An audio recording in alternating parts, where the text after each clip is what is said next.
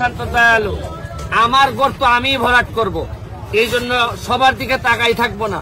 আমি এমপি হওয়ার পর আমার যতগুলা রাস্তা আছে সবগুলা রাস্তা দেখা যাচ্ছে যে প্রথম সপ্তাহে ছোট গর্ত হয়, পরে কয়েক সপ্তাহ সময়ের ভিতরে অনেক বড় গর্ত রাস্তা চলাচলের জন্য অনুপযোগী হয়ে যায়।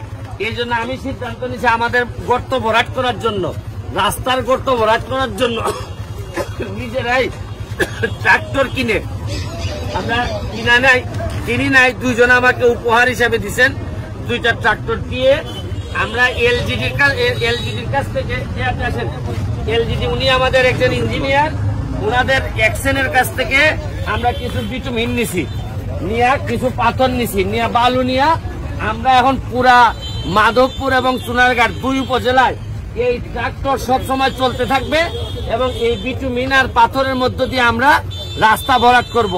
আমার একটা বিশ্বাস যে শুনেন, কাশি যদি ঠিক মতো আপনি চিকিৎসা না করেন তাহলে এই কাশি কিন্তু হাঁপানিতে রূপান্তরিত হয়।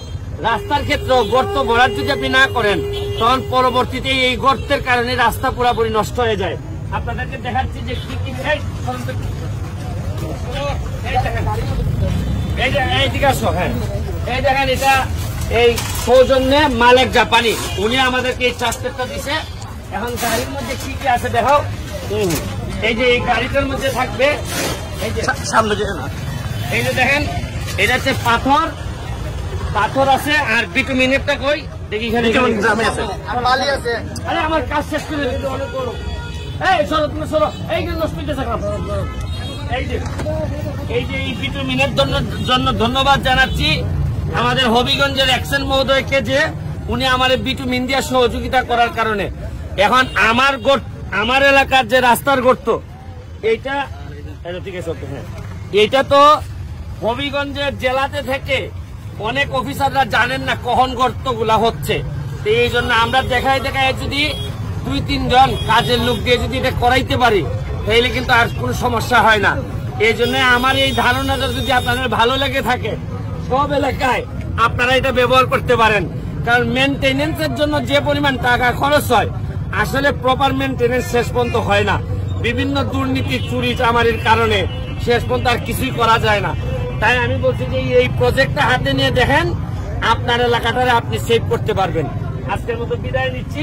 তুমি একটু দেখাই নাও যে এই উদ্যোগটা ট্রাক্টরের মাধ্যমে জনস্বার্থে এই ট্রাক্টরগুলো নিয়োজিত, এরা জনস্বার্থে কাজ করে যাবে। ভালো থাকবেন, সুস্থ থাকবেন। আর আছে নিয়ে আমার এই যে ইঞ্জিনিয়ার সাহেবের কাছে একটু ইন্টারভিউ নিয়ে নাও, একটু 1 মিনিট একটা ইন্টারভিউ নিয়ে নাও। এলজিডি সারা বছরই এমএমটির কার্যক্রম করে থাকে, কিন্তু আমাদের ডিস্ট্রিক্ট লেভেলে একটা থোক বরাদ্দ আসে, সেটা ডিস্ট্রিক্টের এক্সটেনশন যতগুলো উপজেলা আছে উপজেলার এমএমটির একটা লিস্ট করে যে কিভাবে সেটা সমবন্টন ভাবে করে, জরুরিভাবে করে। সেক্ষেত্রে আমরা সামান্য বরাদ্দ পাই, কিন্তু এখন আমাদের এমপি স্যার যে একটা উদ্যোগ নিয়েছে, সেখানে এই কাজটা আমাদের আরো ত্বরান্বিত হবে। আমরা যে বরাদ্দটা পাইতাম সেটা তো করবোই, তারপরে স্যারের মাধ্যমে আরো অনেক করতে পারবো। ধন্যবাদ আপনাকে।